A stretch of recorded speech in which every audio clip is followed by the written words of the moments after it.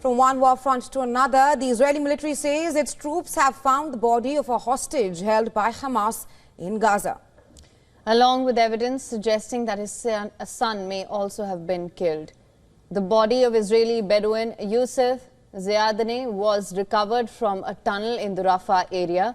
The Israeli military said it is investigating the circumstances of his death and the findings regarding his son Hamza.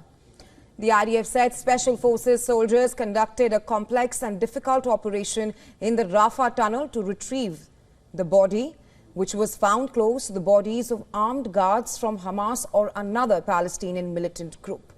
The body was taken to Israel for an identification process, and the family was notified after the identity was confirmed.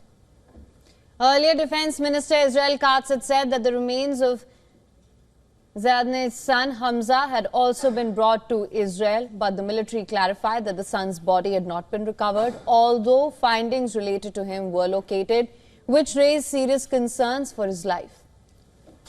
The father and son were seized by the Palestinian militants from Kibbutz Holt near the Gaza border during the Hamas attack on October 7, 2023.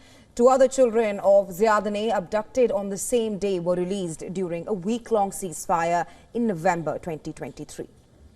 Meanwhile, U.S. Secretary of State Antony Blinken has said that a Gaza ceasefire and hostage release deal is very close, but reiterated that it may not happen before President-elect Donald Trump's inauguration. Though he said that the deal will be done on the basis of the plan put forth by U.S. President Joe Biden in May last year, Biden had unveiled a three-phase plan for the release of the hostages and a ceasefire in Gaza.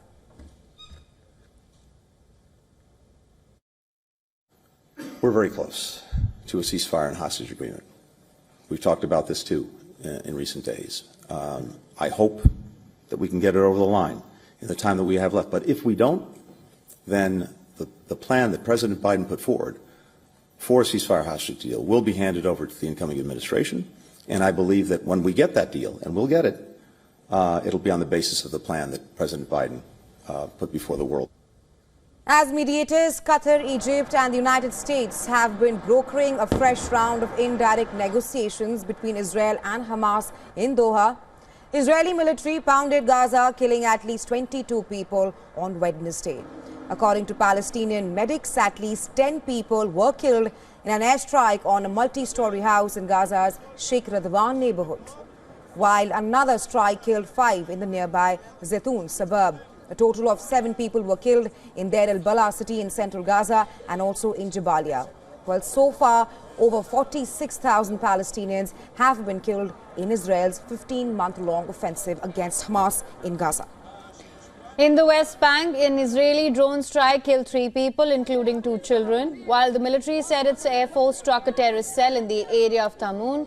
Palestinian news agency Wafa said Israeli strikes persisted following Monday's killing of 3 Israelis in the territory. Meanwhile, the Israeli army said 3 of its soldiers were killed in fighting in northern Gaza on Wednesday, bringing its losses in the Palestinian territory to 399. The military said a 4th soldier was also wounded in the area where Israeli forces have been conducting a major offensive to prevent Hamas militants from regrouping.